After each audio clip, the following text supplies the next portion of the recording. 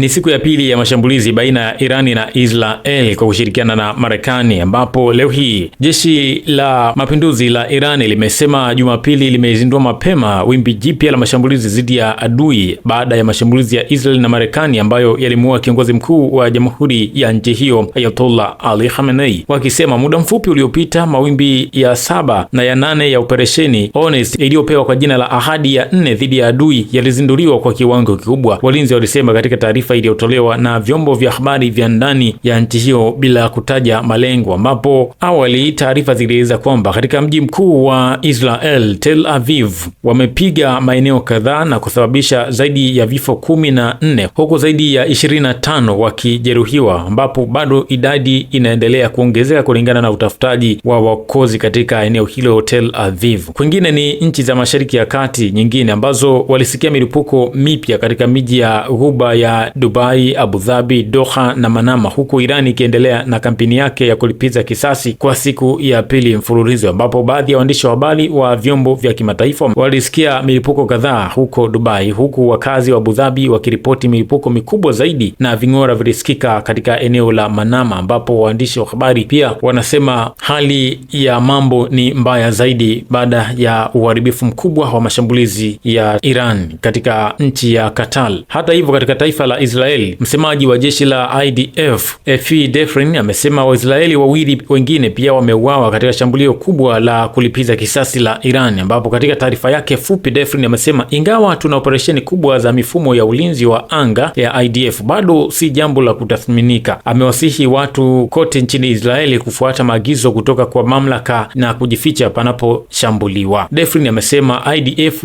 imeharibu vibaya mfumo wa ulinzi wa Iran, akiongeza kuwa Israeli inashirikiana na jeshi la Marekani kuendelea na mashambulizi yake katika taifa la Irani, na amesisitiza kwamba tunaendelea na kampeni hiyo hadi tutakapofanikiwa kufikia malengo yetu ambayo tumejiwekea. Mbali na vifo hivyo viwili vilivyoripotiwa, Wizara ya Ulinzi ya Israeli pia imesema kwamba tangu kuanza kwa mashambulizi dhidi ya Irani, watu 456 wamepelekwa hospitalini. Kati ya hao 86 bado wako hospitali na wako katika chumba cha wagonjwa mahututi, ameeleza msemaji huyo, wakati ambapo Israeli na Irani bado zimeendelea kushambuliana vikali kwa siku ya pili mfululizo, ambako Irani tangu asubuhi mpaka muda huu tunavyozungumza ikiwa inaendelea kushambulia takribani nchi 8 za Mashariki ya Kati, kuanzia Israel, Qatar, Saudi Arabia, Oman, nchi ya Falme za Kiarabu na nyingine kadhaa ambazo zote zina military base za Marekani. Hata hivyo, ndege zisizo na rubani za Iran zimeshambulia maeneo ya viwanda na biashara katika Falme za Kiarabu, ambapo mfumo wa ulinzi wa anga wa UAE ulifanikiwa kuharibu idadi kubwa ya drones, lakini baadhi ya vipande vyao na drone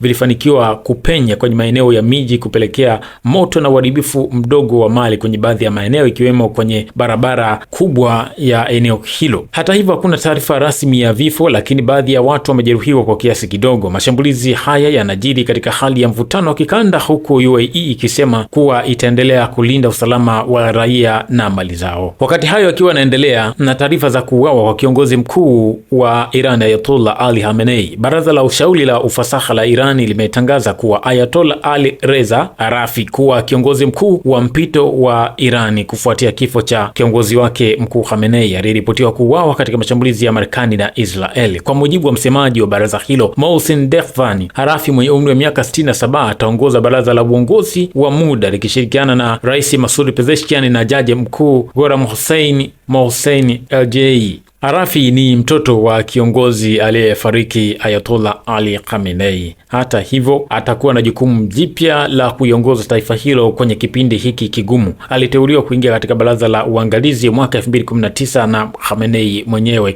Aidha, Arafi anatajwa kuwa na ushawishi mkubwa ndani ya kikosi cha wanamgambo cha Basij na aliwahi kuwa mwenyekiti wa Al-Mustafa International University kilichopo eneo la Qom. Anasifika kwa misimamo mikali ya kisiasa na kidini, huku wachambuzi mtaja kama mtu wa karibu wa marehemu Ruhollah Khomeini, jambo linalomweka katika nafasi nzuri ya kuwa mrithi kamili wa uongozi wa juu wa Jamhuri ya Kiislamu ya Irani na kufuata misimamo mikali ya watangulizi wake. Wakati hayo akiwa yanaendelea, naye rais wa Irani Masoud Pezeshkian amesema mauaji ya Khamenei yanaathiri vita vya wazi dhidi ya Waislamu, haswa wa Shia katika pembe zote za duniani. Katika taarifa yake iliyochapishwa kwenye chaneli rasmi ya Telegram ya serikali ya Irani, Pezeshkian amesema Irani inaona umwagaji damu na kulipiza kisasi dhidi ya wahusika na wachochezi wa uhalifu huu wa kihistoria kama wajibu na haki yake halali, na itafanya kila liwezalo kutimiza wajibu huu mkubwa. Maswali yalikuwa yakizunguka kuhusu mahali yalipo Pezeshkian. Hata hivyo, msemaji wa ofisi yake anasema kwamba rais wa Irani yuko katika afya na usalama kamili. Naye kiongozi mkuu wa kanisa Katoliki duniani Papa Leo wa 14 amesema Jumapili kwamba alikuwa na wasiwasi mkubwa kuhusu mashambulizi ya Marekani na Israel dhidi ya Iran, na akazitaka pande zote mbili kusimamisha mzunguko wa vurugu kabla haujawa shimo lisiloweza kurekebishwa. Katika jibu la kwanza la mashambulizi hayo, Papa wa Marekani alitoa wito wa kuanza tena kwa diplomasia na mazungumzo yanayofaa, ya kweli na yenye uwajibikaji, yanayotegemea haki, na amesema silaha hupanda tu uharibifu, maumivu na kifo, na haina suluhisho lolote. Kwa kuzingatia uwezekano wa janga kubwa, ametoa wito wa dhati kwa pande zinazohusika kuchukua jukumu lao la kimaadili na kusimamisha mazungumzo kwa vurugu kabla haujawa shimo lisiloweza kurekebishwa. Naye rais wa Urusi hajasita, ambapo ametokeza na amelaani vikali mauaji ya kiongozi mkuu wa Iran Ayatollah Ali Khamenei, maafisa wa serikali pamoja na ndugu zake, akiyataja kama kitendo cha kinyama kinachokiuka msingi ya utu na sheria za kimataifa. Amesema Khamenei atakumbukwa nchini Urusi kama kiongozi aliyetoa mchango mkubwa katika kuimarisha ushirikiano wa kimkakati kati ya Moscow na Tehran. Wakati hayo yote akiwa yanaendelea, nchi za Mashariki ya Kati ikiwemo Saudi Arabia imelaani kwa kiasi kikubwa ukali wa mashambulizi ya Irani katika mji mkuu wake Riyadh na eneo la Mashariki ya Kati, ambayo ilisema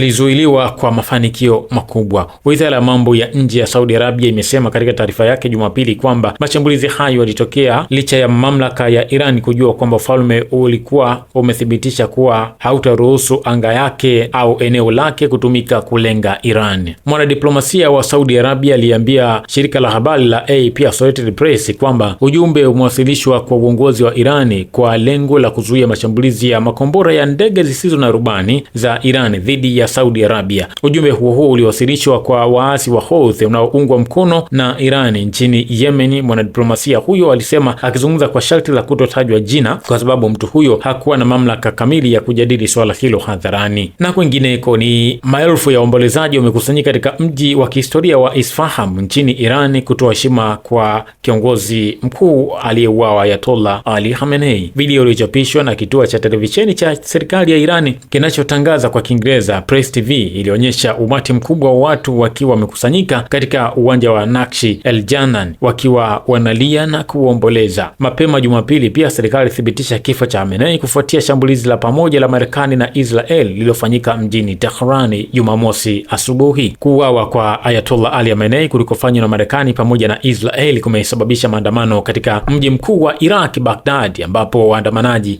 wamekabiliana na vikosi vya usalama katika eneo la Green Zone, eneo lenye ulinzi mkali linalohudumiwa kama makao ya serikali ya Iraq, bunge na balozi za nchi za kigeni.